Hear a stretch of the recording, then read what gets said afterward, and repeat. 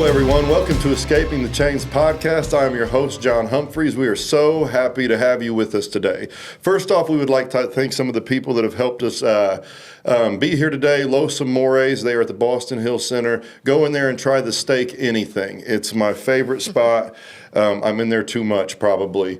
We are also brought to you by Delivered Media. We have RJ, who does our production. He is the man behind the curtain, and he has a microphone now. What's up? That is the voice of RJ. If you have been wondering what he sounds like, that is it. He can also sing, but we'll get into that another time.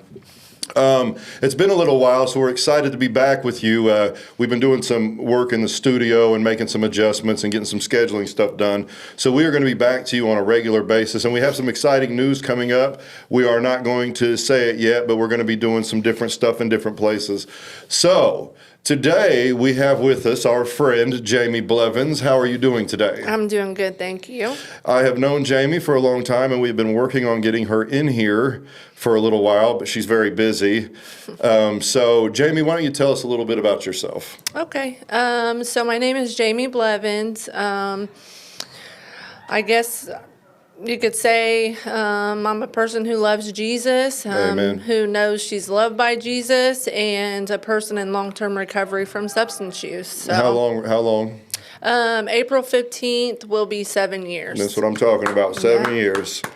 That is long-term recovery. So let's get into your story. Let's do a little background. We don't have to tell the whole thing. We'll just have a conversation. I know when you first started getting into recovery because I was around, and I think before you got sober, were you violent, or like what was your personality like? Were you wild, or Yeah, I definitely was somebody who people would say don't mess with her. Yeah. I liked that persona, that identity. It kept me safe. Yeah. So really, I was just a lost girl. Yeah. So, and that was just my way of protecting myself. Yeah. Is I was mean, but I also had a big heart as well. Yeah. So, how do you think? Let's dig into that. So, as a woman in the world of addiction, you do have to kind of figure out how to survive, right? So, how did you take on that persona, and how did that become the way you decided to survive? Was like, I'm going to be tough and fight, and fight back? I think that really it started when I was a little girl. So that persona kind of started when I was a little girl. Went through some things, had some trauma, some traumatic things happened to me. And I guess it got worse when I started using drugs and I would go to jail. Yeah. Because you have to be that way in jail, that way that nobody messes with you. And I spent a lot of years in and out of incarceration, so that's who I was. I had to do that. Yeah. And then it just bled into the streets, and that's just how you operated. Yep. How did you get into using on a regular basis? Like what led you to substance misuse, or whatever you want to call it? So I had a boyfriend. He was my first love from 13 to 17 years old. He was older than I was, a few years. He had passed away from a drug overdose, and he passed away in my house that I grew up in. By the time I was actually living with my mom, and my mom and my stepdad was going through a divorce, so I was living in her apartment, but I had actually left him and gave him an ultimatum. Because the only thing I did was smoke weed then. I didn't do hard drugs or anything like that, and he did. I didn't realize then that you can't give somebody who has substance use disorder an ultimatum. And it was the hardest thing that I had ever done. Well, a month later, he passed away at the house that I grew up in, that my stepdad still lived in. There was a lot of partying going on there and stuff. So that was the first death that I had ever dealt with. And I just eventually got with my oldest son Peyton's dad, and he took like pain pills or whatever, and I took one, and for some reason then I had taken pain pills before for like pain, but I never got addicted to them. Yeah. And I guess the emotional pain that I still felt, it made me feel really good and gave me a lot of energy. So before you know it, can't get out of bed, you know, sick, physically sick, dependent. My moods was based around using pills, all of that. And then before you know it, I'm doing crack cocaine with him and his uncle. So Yeah. Crack was I messed with it for a couple of years there, on and off. I didn't have a real consistent hookup, but it's very intense. Very, very intense.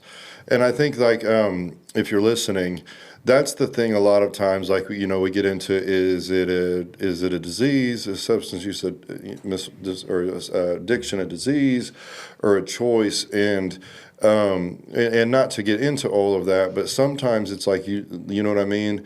Just one day you take the one thing that hits your spirit or whatever it is, and you literally, your mentality changes to like, I want that more. Yep. You know what I mean? And our friend Devin was talking last night, and he was like, it took away the things that I wanted it to take away, and it made me kind of feel the way that I wanted to feel. And that can happen very quick. With my personality, it happened very quick. I like this, so I want to do this every day. And then I like feeling like this. I want to do it every day. I want to do it when I wake up. I want to do it as I go through the day. I want to do it before I go to bed. So that's kind of how that, it just happens very quick for some of us. I mean, it's just you meet something, and it's almost like a relationship. It's like, I click with this thing, and I want to spend forever with it. You know what I mean? So continuing on from that, so now you've been messing with crack and some other stuff. What kind of happens next? Oh gosh. I end up getting pregnant for my son Peyton, and I'm in the midst of all that. End up having Peyton, and Jeremy and I ended up moving into his mom's old house she had moved out of. She was on crack too, but she had pretty much sold everything out of it, including the refrigerator, the stove, everything. That goes along with addiction, especially crack cocaine, So we moved in there, and we had Peyton with us. Everybody was running in and out of there. It was not a good place for Peyton to be. My mom actually called DPS, it was CPS then, and they came to the house, and we didn't have any of that, so they took him. And that day I remember crying, screaming, throwing a fit over it. I was really upset. And you would have thought that I would have tried to get my stuff together, and instead, it caused me to do the opposite. Instead, I just deep dived even more with more freedom without a baby, into my addiction, so that was a whole, long process as well. Peyton was 3 months old then, so my mom raised Peyton. Yep. So they took him when he was 3 months old. 3 months old. Man. Yep. So what happened? So what's next? What happens after all of that? So now you kind of have the freedom, to do whatever. Nothing really holding you back. Yep. Just using. Like, I'm not real good on time frames and years. That's like, my life has been so up, down, all around. You know how it is. Like, I don't remember that stuff. I mean, there's bits and pieces that I remember. It's usually the bad stuff. And there was a lot of bad. I just got worse, and worse. And I'm sure at some point I went to jail. Sure at some point I went to prison too, because I've been in prison 4 times. So over the years, my gosh, I'm trying to think. So eventually, because it's just a long, drawn out story, eventually, I moved to Fort Wayne for a little bit. I'm trying to think. Moved to Fort Wayne for a little bit with this girl. It didn't end up working out. I slept with a guy while I was there because I was drinking. Got pregnant. Didn't find out for like a few months. Ended up having Denham, who's my second child. And then I had him until he was about 7 months old, but I was stripping, so I was dancing, and I was going to like the hip hugger and stuff like that.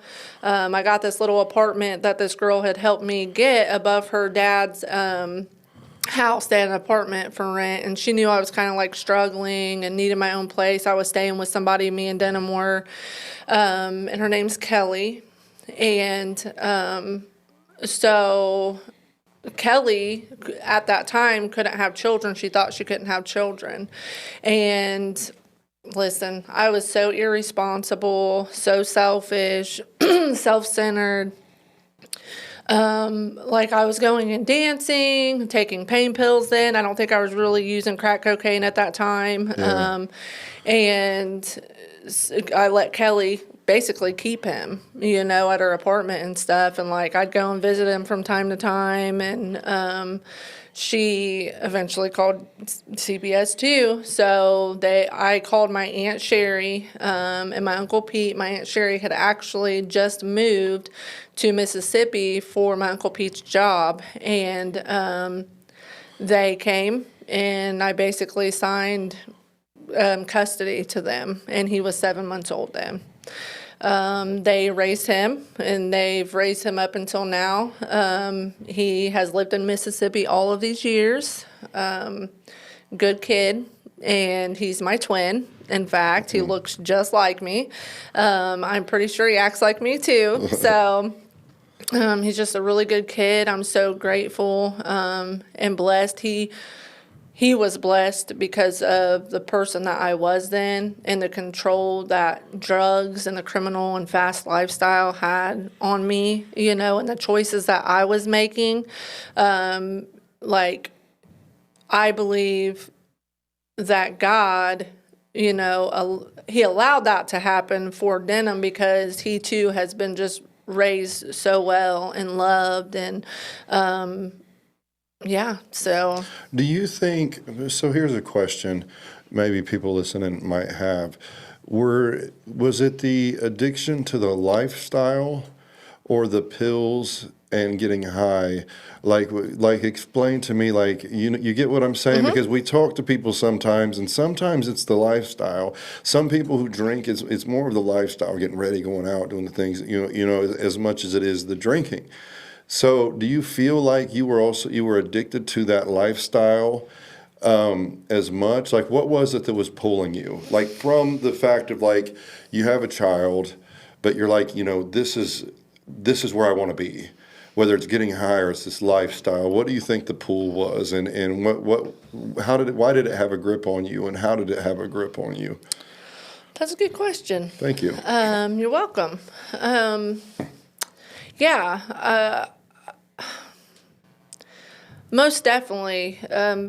That's the lifestyle I feel like I created for myself. Very fast-paced, not slow, no order, no direction, and just kind of living each day as it comes, And, I was used to that. I do believe that you can get addicted to the chaos. That's what you're used to. It becomes your normal to settle down and be a mom.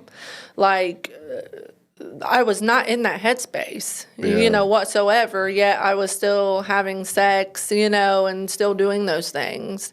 And I just didn't think that deep. Like, the thought process and where my brain is today was not at all the person that I used to be or think like, you know? Yeah. I just didn't have that kind of brain. You get addicted to it.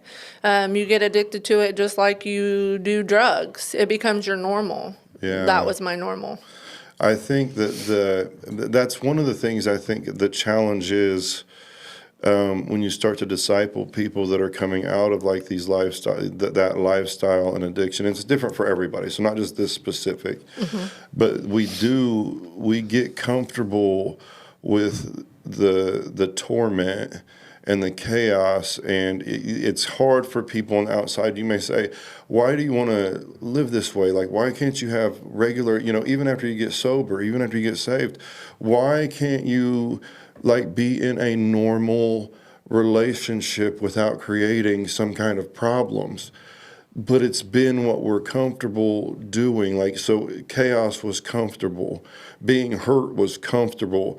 Protecting yourself was comfortable. Arguing was comfortable. Looking out for myself and nobody else, I was comfortable in that. So that's like, it's not just like, it's personality defects, but it's also like it's intertwined in our DNA and how we existed. And we look at some people sometimes and we're like, okay, this doesn't make any sense. Like, how would you walk away from a child? Well, you don't know the hold that this stuff has on a person.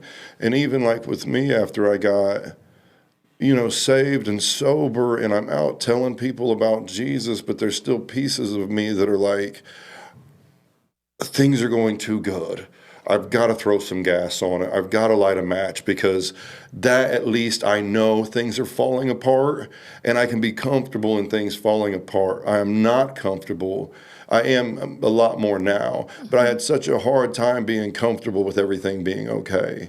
Yeah. I was so used to, before I would go to sleep, thinking about all of my problems, pacing the floor, expecting people to do me dirty, doing them dirty first, like just operating in this Wild West mentality of it's every man for himself. Yep. I will rob you, you will rob me. And then, so to go from that space, and it's also people like that have been incarcerated, like you're saying, like, why can't you just settle down and be normal? Well, your normal is boring to us. You know what I mean? It takes a transition, because it's like, and I've said this before, like in dating and love in that world, it's all control. And it's like, so when you get into something healthy, it's like, why is this person not blowing my phone up? Because I understand love as control, chaos, fighting, no trust. So when somebody's not like trying to control you, and somebody's not possessive, and they're not jealous, and they're not blowing your phone up, you're like, they don't care. Yeah. Like, well, they don't care about me, because why aren't they doing these things? And then then you're trying to rewire your brain. Sometimes it takes therapy and all kinds of stuff to look at it and be like, okay, that's actually not how people show love. Love is patient, love is kind, love does not boast. All of those things is the opposite of what I was shown out in this world, and how I displayed love was like it was chaotic. It was controlling. It was really evil. Yep. But like retraining your brain, like, so when you get into something healthy, you're like, this doesn't feel right. It doesn't feel like anything I've ever known. Why are you not checking my phone constantly? Why are you not kicking in the door if I don't answer? Why aren't you throwing things at me? If you love me, why aren't why aren't you going nuts all the time? Yep. And that's, I just wanted to touch on that, because like that's what we came from, and that's what we understood as, I don't even want to call it normal. It's what we understood as life to be. Yeah. And you don't know, I can't look back and be like, okay, I don't know when I chose to go that path, and I don't know when love got twisted into this, thing that wasn't love, but I sure believed it was. And I don't know when, addiction totally took over my life to where I would steal from anybody and everybody. I don't know when that stuff happened. I don't know when I made those choices. But I just wanted to dig into that a little bit, because sometimes we look and we're like, it's this simple. Why don't you just X, Y, and Z? If you really want to disciple those of us that have come out of like the mud, You can't have that mentality. No. You can't be like, oh, well, you just got to pray about it, you know, da, da, da, da, da. It's like, no, you have got to walk with that person through life and answer phone calls and have conversations that may seem stupid to you over and over and over again until the things start to rewire themselves in your brain and in your spirit. Yeah. You know, because we tell these stories about miracles and stuff. Jesus Christ, I had an encounter, I was sober. Period. But there was still work to do. Yes. You know what I'm saying? Yes. There was still, I'm not using anymore. But some of that stuff, like I didn't, I have to be discipled. I have to understand my Bible, and I have to start to rework what life even is. Because, I just thought about that when you were saying that, because I know there's people listening like, why would you do this? And why didn't you just do that? And why? This is like dealing with people and with people like with our backgrounds. It's messy work. Oh, yeah. It's messy work, and it's years. It's years of work sometimes, and it's not as simple as being like, why don't you just change? Why don't you want something healthy? Healthy is uncomfortable. Healthy doesn't make sense to us sometimes. You know, we are so used to toxic. Yeah. So used to toxic. Yep. So anyway, I didn't mean to go on a rant there, but that's great. I feel like a lot of times it's, I'll be talking to loved ones and like, I don't know why they just don't change. Yeah. Well, you know what I mean? Ask anybody to change. You know what I'm saying? Change, especially changing your thought process, like your behaviors, your attitudes, your beliefs, like your values, like if you even have any, like that is the hardest thing that you will ever do. And you literally have to be intentional, and you have to want it in a sense. If you don't want it at first, like you may go along, as you're not wanting it, and you might be exposed to some recovery or some places that you start getting it and don't even want it at first, you don't think, and some things start changing along the way in your brain and your values and the way you walk, the way you talk, the way you think. So it's definitely not an easy journey. No. Like, it's not an easy journey. It's definitely not a one and done.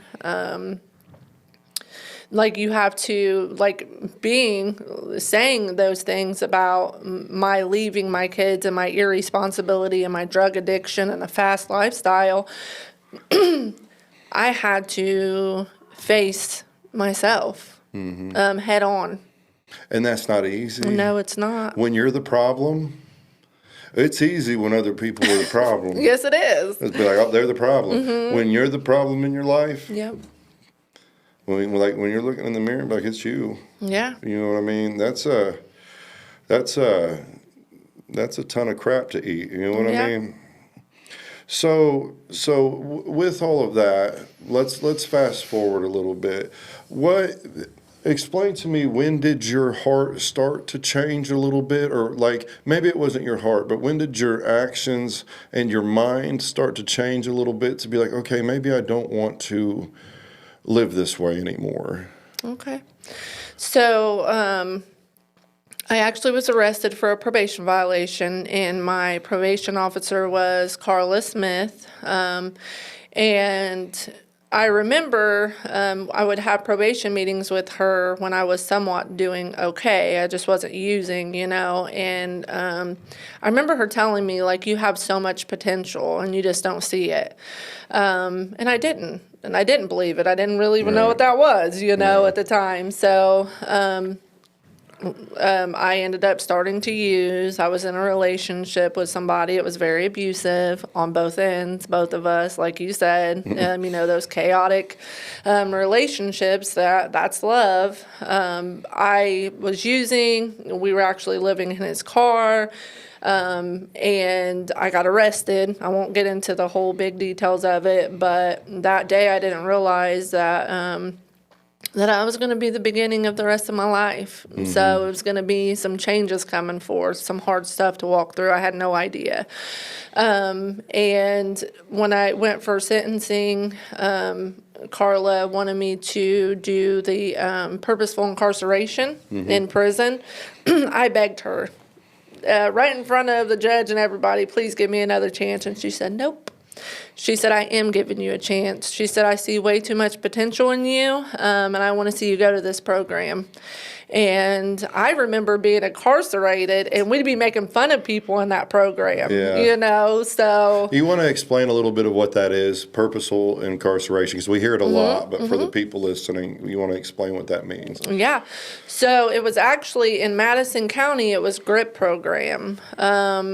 It stands for Growth, Responsibility, Integrity, and Purpose. So it is a recovery program, is what it is. So it's rehabilitation while incarcerated.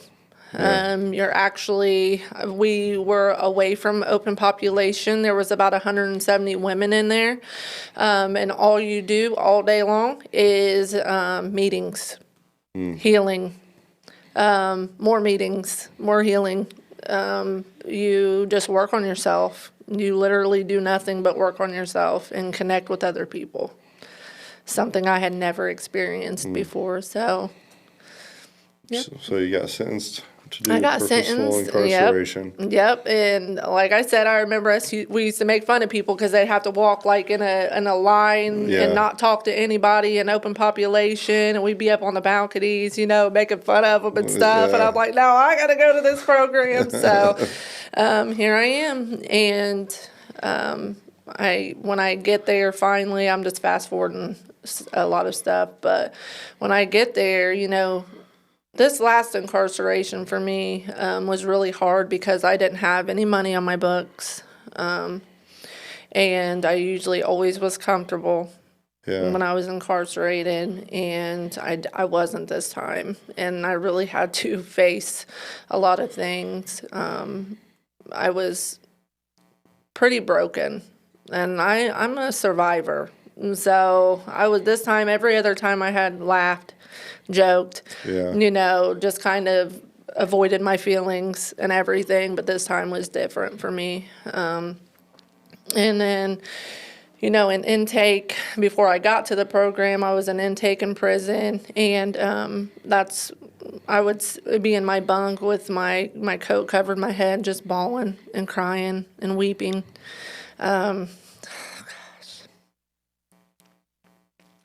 Which is exactly what I needed at the time, So I went and got a Bible.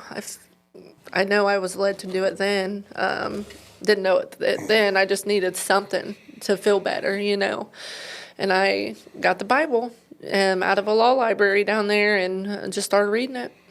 Didn't make no sense at first. I'm not gonna lie, but I kept reading, and before you know it, I know I was in Psalms. I don't remember exactly where. And that's when God started speaking to me through Psalms. And He met me right where I was at. I felt like in my brain I had all these enemies after me, da-da-da-da-da. And He's speaking to me, and I'm like, yes. But that's where I feel like my surrender in my relationship started with God. So fast forward, I go to the program.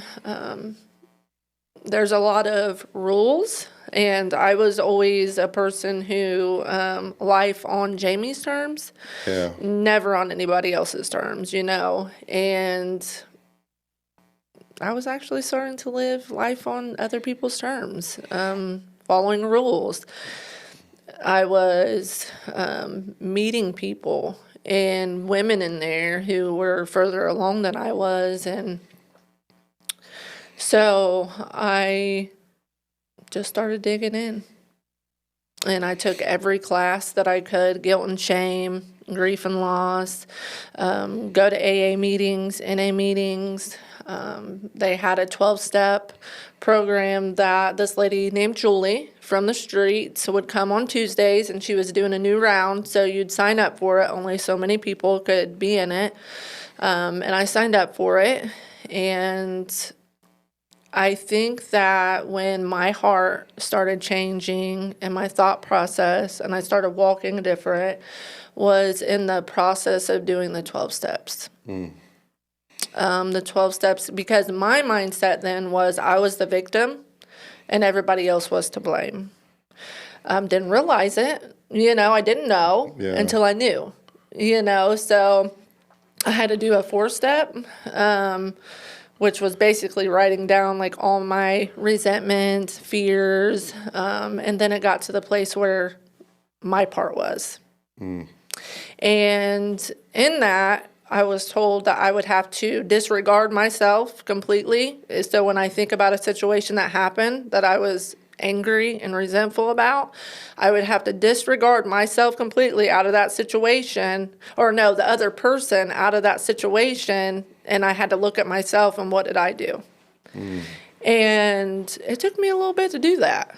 That's so important to do just in regular life, though, is sometimes like, what did I do? Especially when things keep happening and you're the common denominator. Yeah. And maybe it's bad luck, you know what I'm saying? But the chances are there's something on your end that you're doing. So that's really powerful. Yep. Ownership and accountability is so powerful. You're not going to become a sober person that's a decent person if you don't have accountability and ownership of your own crap. Yep. Yep. And I think that another thing is like sometimes the simple act of opening the Bible, RJ, that's kind of been something that we've heard more than once, isn't it? Yes, sir. Just opening the Bible. A lot of times when people are locked up, they're like, I got this Bible. The old heads gave me a Bible. This old man gave me a Bible. Or this person gave me a Bible. And they open the Bible, and it starts to, that's where my story started to switch up. It was like I didn't even believe in it. It was all silly to me, but like just opening. And if you're listening and you're wondering where to start, there's a lot of places to start. But if you got a Bible around you, opening that up, and Psalms, Proverbs, like any of the stories of Jesus, like you really can't go wrong. Maybe not get into some of the Old Testament stuff to start with. Nope. But you can't go wrong opening it up. And I think that's the thing is like you have nothing to lose. But I don't know how many times on here you have to hear somebody say, I opened the Bible, and that was the beginning of change. It's a simple but huge act, Yep. So you're learning all the stuff. Oh, yes. That you're the problem. So we've learned that Jamie, where we've got so far is Jamie is the problem. Who would have thunk? Yep. So where do we go from Jamie being the problem to Jamie becoming a lot more selfless and caring, and like how did we get there? That's where, just that walk. I was in that program for a year. I think I graduated at 9 months, and then I stayed in for 3 more months until it was my release. I stayed in to basically just like mentor, stay in that environment rather than open population. Just a safe thing for me that I felt at that time. And I had some 3 amazing women in my room that God just orchestrated it. Because we start out in a 10-man room when you first come in. And then you go to a 4-man room. And then some people end up going to like a 2-man room, And God just orchestrated that. One of the ladies, her name was Stephanie, and she was actually upstairs, and they usually don't move anybody from upstairs to downstairs, right? So she ended up getting moved down there, and she just loved Jesus. I didn't even know how to follow him at that point. I was just seeking him, you know? So she was the piece that I needed to learn to follow him, and what does boldness look like. And, Yeah. you know, new people would come in and she's like, let's go. She took me under her wing and she's like, let's go. Let's pray with them. Let's welcome them. You know, she'd have us all in big circles in the, game room or whatever. And we'd be in there praying for people when bad stuff would happen to their family out on the outside, you know, and people get bad phone calls. And she was just like a walking, living, bold, praising and loving Jesus person. And God knew I needed, she was my bunkie. She was right underneath me and I needed her. I was still so angry on the inside. For a little while, you know, I was working on when people would make me mad, say something I didn't like, or my pride would get hit. You know, they'd say something to me, and my pride's like, oh, you don't talk to me like that. Right, you know what I mean? Because I have to prove something. Yeah. And they would be like my safe place. Her and Shonda had so much wisdom, and I'd go to her and I'd be just fired up, you know, just telling her everything, and she'd just sit and listen. That's all she did for me. She would listen. And then I'd be like, okay, you got something to say? You got some wisdom, you know, because I need help. And she would go in and she would just give me so much wisdom, you know, that she'd learned. She was that quiet. And yet they would still love me, because every time, even still sometimes I struggle with that I mess up, or if I make a little mistake, or if I backlash at somebody, or if I'm hateful to my husband in a moment, you know, of reaction, like I feel so unlovable.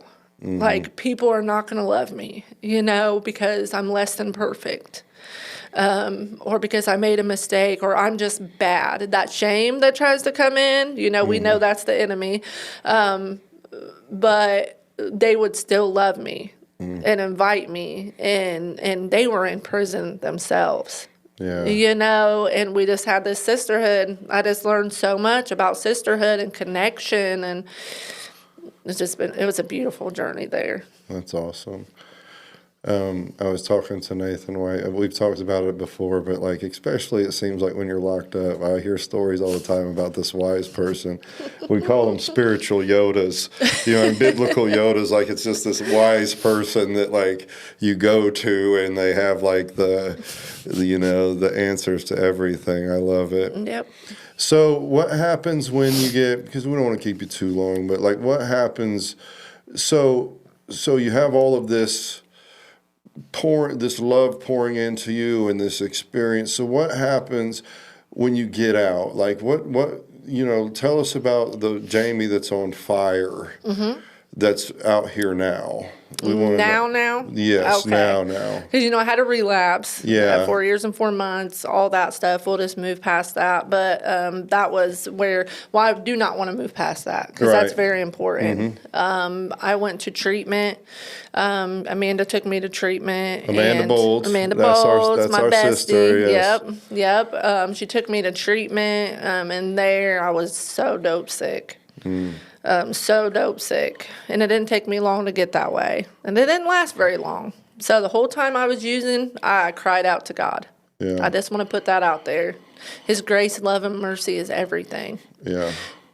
The power of the Holy Spirit in that treatment center was within and through and all around me.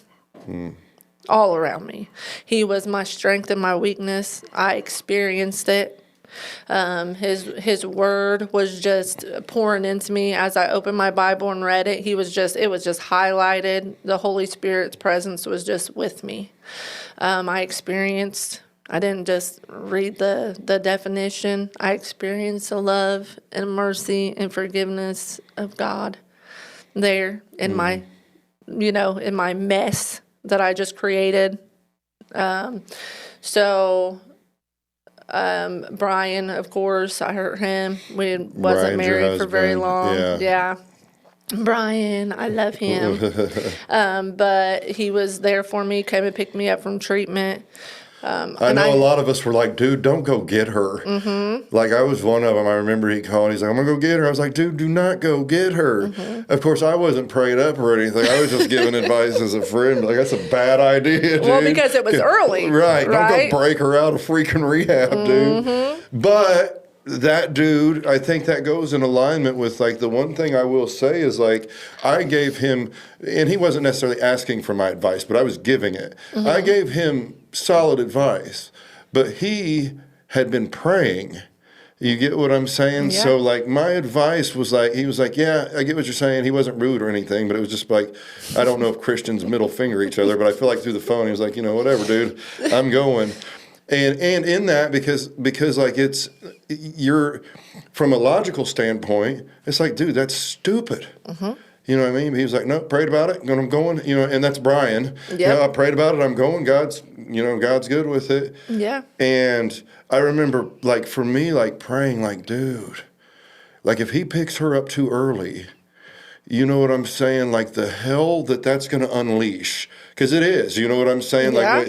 Like on not just his life, but so many people depending on you guys and all of that stuff. And I remember, like, as a friend, and me and you are cool too, you know what I mean? It was just like, if it's too soon.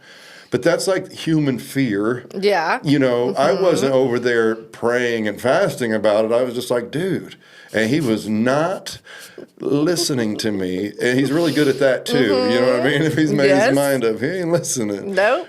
And I have a lot of I have a lot of respect for him. I mean, everybody knows that I love him like a brother, but like I have a lot of respect for him because he was just like, I prayed about it. I've made up my mind, and I'm going to get her. And I'm sitting there like, that is. Dumb. I got off the phone. That is so stupid. And yeah. And but what's crazy is, like, everything changed after that. You know what I mean? Because I was waiting, and maybe, I wasn't in alignment with God, but like, you're waiting for like that call, like, took off, dude. You know what I'm saying? Like, we're fighting, everything's chaos, and like, what a moment in your guys' testimony, which we may just have to have you guys both on at the same time sometime. Okay. But, for that dude to go against, I'm pretty sure, Jamie, I don't know, I haven't talked to him. I don't think there was anybody that said, go get her. You know what I mean? I don't think there was a soul he talked to. And if they were giving him bad advice. You know what I'm saying? Yeah. But I don't think, I can't imagine the people that he told. He doesn't have a huge circle, but, the people he communicated with, he probably heard several, dude, don't do that. Yeah. You know what I mean? It goes against everything I've been trained. It goes against everything that everybody's ever taught me. Yep. And that dude was on his way. Yep. And so from that, obviously, like, you're probably rebuilding trust and stuff like that. Again, we'll get you guys in together to get in that, because I think we need to get into more relationship stuff. And that's also not the standard. If you're listening, that's not the standard. You pray. No. You have to pray and hear God for yourself. So don't go breaking people out of treatment just because they call. Because most of the time, still, I stand on, it's a bad idea. Yeah. This situation, Brian is a different breed of person, even for in-church stuff, because he literally prays, he makes up his mind, and he's unshakable. Yeah, he does. He does not budge. And so don't take this as, if you're listening and somebody's calling you from treatment, don't go get them. No. That's still my advice. Because it could have went a different way. You're right. It could have, because it was my choice, And I really feel like I need to say why. It's because I had recovery, a very strong foundation in recovery. Got away from that when I moved to Hartford City, and then ended up using, Yeah. Well, when I'm in treatment, yes, I had Holy Spirit. Yes, I had the Word of God, but I was around a whole bunch of people, and it was co-ed with the relationships going on. They've never had recovery. It was actually bringing me down. Yeah. And I had called Brian, and he said, Jamie, he said, you know what to do. You just got to do it. Yeah. He's like, come home. And I'm like, no. That was against me as well, that fear. Yeah. right? In the natural, no, because, and then also the belief system, you know, if you don't complete it, you're going to die. Yeah. You're going to go back out. And that could be the case for some And that's people. a legitimate, that is legitimate Yes, it in a is. lot of cases. What we're doing right now is navigating through personal testimonies. Like with mine, when I got off of methadone, my experience may not be the medical way that you want to go about stuff. You've got to hear God. Yep. And with the stuff that we're saying right now, this is this situation where there was a lot of prayer. Collectively at that time, even though you had relapsed, you and Brian together probably had 8 to 10 years of recovery between you. Mm-hmm. You know what I mean? So there was a lot of factors. So we do want to clarify that. But I think also with this podcast, you do want to be responsible, get good advice and things like that. But we encourage you to pray. And sometimes when you pray, you have got to leave yourself at the door. It takes for me to pray, if I'm praying for guidance and I have something that I want. It takes me, RJ, it takes me 20 minutes to maybe an hour to remove myself as I'm praying. If I have what I want. Powerful. You know what I'm saying? It's like I've got to get in there. You know what I'm saying, RJ? Have you ever been there? Yeah, absolutely, man. I feel like I know what I want. And my voice is going to sound a lot like God's in the first 3 minutes of this prayer. You know what I mean? Like, I know what I want. So I have to sit there and I have to be like, God, remove me from this conversation. So good, yes. And then as I'm doing it, I am hard-headed. So I'm still right there like, okay, I think we're good. You know what I mean? Like God's removed me from the conversation. It's like, no, that's you. Yeah. You know what I mean? That's me. And so like really like, and it may be different for other people, and I have attention issues and everything, but I know like you have got to remove your will, whatever that looks like. And you may have to talk to mentors, pastors, you know, people who have been through it. What is it? How do I remove my will from my prayer to really know what God wants for me and what direction I'm supposed to take? Because a lot of times we just give people this direction, and I know we've talked about this here before. Go pray about it and see what God says. Well, that's good advice, but if I've never had to pray through a battle, you know, how am I supposed to sit here and be like, God, you know what I mean? Yeah. Like so you have to work on, and it is one of the hardest disciplines you will ever have, because you hear Christians throw it around all the time, and followers of Christ are like, hear God and follow God. Okay, but I sound a lot like God in my head when there's something I want. Mm-hmm. I can relate. You know what I Yes.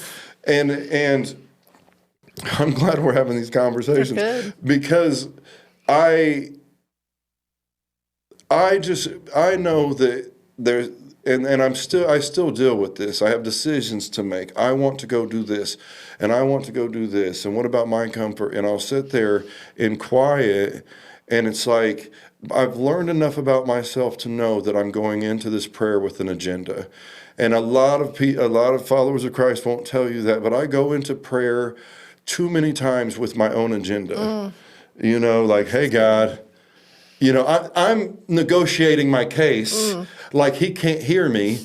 And it's like, I'm going to go into this prayer and I'm about to change God's mind. Yeah. You know, or I'm about, you know, like I'm about to go to court. You know what I'm saying? Like, we're going to get a plea on this. This is so honest. I love it. Well, I think we've got to, RJ, one of the things that we took some time down at the end of the year, and we did record 1 or 2, but I think the thing that I have learned is I had to make some adjustments in my life so I can tell you the truth and not be a hypocrite. Yes. But also, like, I want to just be real and get back to answering the simple questions that sometimes when I had first started serving God, I wish, and nobody failed me or anything, but the questions I wish I would have asked when somebody said, go lock yourself in the prayer closet and hear from God. How do you get there? How does this man seem to know exactly what God is wanting him to do all the time?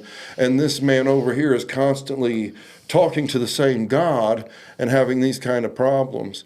And I know my personality. No, I think everything's a negotiation. You know what I mean? And when I go, like, I'll go into prayer and it's like, I really want this, and then I'm going to shut up. I won't go into prayer because I already know what I want. So it's like, I'm not going to have the conversation with God because I want this. And if I go into this conversation with God, he might ask for it, RJ. And then what do? I want it. So I feel like Adam in the garden trying to hide, but it's like, I want to keep this, or I want to do this. And he'll get you, people. The thing is like, when you're doing that, he's going to get you. And any pain that you think you might, to let go can be so painful. I know. I've cried when I know God's asking me to let go of something, and it can be so painful. But it's not as painful as being outside of the will of God and trying to hold and hoard these things that he wants, So good. So true. And Brian, sorry. And you and Brian, just like being around you guys lights that. I see Ryan at work. Brian with his coffee every day. What's up, John Humphreys? And it's just go. Yeah. You know what I'm saying? Literally. Like, what are you doing with your life, John Humphreys? You know what I'm saying? But I'm sorry. Let's get back to you got out of rehab. I knew that me and Jamie were going to actually have a conversation because this is kind of how we are. And I like to think that I'm transparent, and Jamie is very transparent. Yep. I was telling somebody about you earlier because you were going to be on the podcast, and I said she'll be in the middle of saying something, and she'll be like, "God, forgive me." You know what I mean? Right in the middle of the sentence, she'll just be like, "God, Jesus, forgive me." So now you're back from rehab, and let's get into, like, you and Brian have done, a lot of things collectively, but you've got a lot of stuff going on now that you're doing. So what is it like to just be a woman of God and out here running after God? So, I again, here's transparency and vulnerability, right? And that's my goal, is to always be that. It's like, we have Noah, and Noah's been a hoot. Noah's birthday party is today, but he just had a birthday. How old's Noah? He is 5. So when Brian was here, Noah was running around and Remy was chasing him in the gym. So good old Noah. Yep. And he has been a huge blessing. When we got pregnant, obviously wasn't expecting it, but it's just been it's been a journey, and it has not been easy, especially for somebody like me, because naturally, like, I can be selfish in my flesh. Yeah. You know what I mean? Not really like I used to be. Not even close. It's in a different way. Like, I just want to rest. You know, I need a break. I don't want to give up. I just need a break now, type stuff. So it's totally different. But we just love him so much. And he does give us a run for our money. Brian will tell you. And Brian's like, I'm 51 years old. And I'm like, sorry, and then I work with the IRACS program in Delaware County, which stands for Integrated Reentry and Correctional Support. And I started there when it first started, pilot program in 2022. I was boots on the ground, in the jail with the women, running the groups, leading the groups. Loved it. Absolutely loved it. Look forward to going to work every day. It's kind of going almost back to the roots of where you started, isn't it? Yep. It was, amazing. So it's like when you've been there and you've been incarcerated and you want to bring them cakes, you want to bring them snacks. You want to just do all these great things for them because you want to make them feel special and loved and valuable and worthy, because you felt that you wasn't, and everybody around you treated you as if you wasn't. You know what I mean? Because they just didn't know better. Guards, whatever, and I'm not saying they did that in Delaware County, but that was my experience for the longest time. So I loved it. I'm now the supervisor, and it's different. Yeah. So completely different dynamics, more behind a desk, computer work, making sure the program is running and our team is doing like what they're supposed to do, and trying to figure out how to communicate without being so assertive and Yeah. so direct, you know what I Yeah. mean? And so honest. And it's just, but God is with me. Like, God put me in that position. He, like, there was prayer, there was conversations. I had quit. Because you did, yes. to be with Noah for a while, yeah. Yeah. And because Noah's babysitter quit on us on a Saturday, you know, and he wasn't completely fully potty trained yet, so he couldn't go into his preschool or a daycare because of his age. He had to be potty trained. So we prayed, Brian and I, and decided I was going to stay home. We all thought it was going to be him. Yeah. Again, I was wrong. Yeah. Yeah, I mean, I was waiting for him to come in and be like, hey, guys, I'm done. Yeah. Nope. Nope. So, yeah, I got a call and was saying, hey, I want you to fill out for that supervisor position because it's coming available, because Shane Earhart was my supervisor. He had actually got a promotion and he's over us in the IFS. And she says, I want you to fill out. I know that you got this going on, but I really want you to fill out for this position. So I did. But first, before I did, I prayed. We prayed. I started trying to get things ready because Noah had already got signed up for school, like right after I put my 2 weeks notice in. But then I had to work on potty training him, you know. So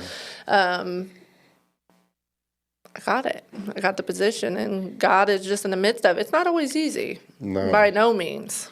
Not in this position especially, because it's just different for me. So automatically, in my flesh or whatever, I automatically go into like fight or flight mode. I'm like, I don't want to do this. It's too hard. Yeah. You know, this is too hard and it's different. I just want to be boots on the ground. I just want to serve, and this is different, you know. And God's like, I put you in this position for a reason. And he's reminding me that, you know, I was faithful in the little things, and I put you in this position because I know that you're going to be faithful in the big things. Everything else, the relationships with the team, the things that you have to overcome, you know, the conversations and the way you communicate, I'll help you through it. I'll help all of you through it. So he's in the midst of all of it. We know this. It's just not giving up. It's like if I need to take days off, I take them off, because I need to rest in the Lord. I know I'm not in the right headspace. I'm wore out. And I need to be me, not just for my job, but for my child. Yeah. Because I have this mom guilt thing. Yeah. It's just a natural thing. But it's like I want to have stuff left for him when I get home. And everybody's like, you don't have to be a perfect mom. It's not about being a perfect mom, right? It's like when you experience God's love and the rest that he promises us, and like the love, joy, peace, patience, kindness, goodness, forbearance, all of that comes from it. And then you can love people without your stuff getting in the way when you rest, you know, when you take time and intimacy with him. And I know when I'm not doing that because I get distracted, you know, by good things. But I'm still distracted. And yeah, so. Okay. Well, we're going to wrap up in a second. I think, RJ, do you have any questions? I like that mic. It's orange. Yeah. How'd he get an orange mic? I customized it. I like that. You know, spiritually, where are you at now? Just Spiritually, as far as like, what's your relationship with Christ looking like now, and how are you pursuing that and keeping it going? Okay. So I have this revelation of the love of God that is never going to go away. I know this, and I love him too.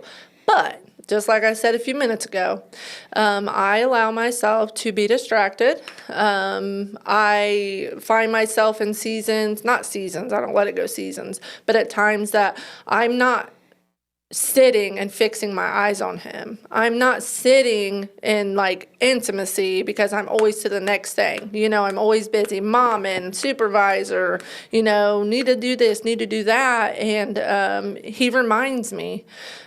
So I believe like my intimacy at this point, it's okay. But all I got to do is one step, one sit. That's all it takes. And I have that understanding is he literally just wants to spend time with us. But he's also a God with us on the go. Mm-hmm. He's with us everywhere. He loves us so much. And he wants to be connected to us and be in that relationship with us. And what that looks like is just being still and, even in just the quiet and just listening and waiting for him. And like John said, sometimes I got to get through my flesh. It takes a little longer. Yeah. Or just, putting on some praise and worship and just really listening for him.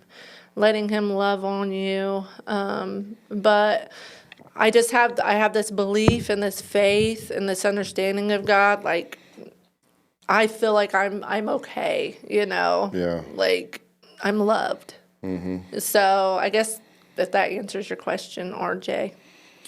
Okay, so I have a couple of questions. One is, if we have somebody listening that's about to face some jail time or prison time, a woman, what advice would you give them as they're facing time? Like, what would you suggest they do with that to turn it into possibly like a blessing, just what advice would you give somebody that's looking at time, probably about to face some time?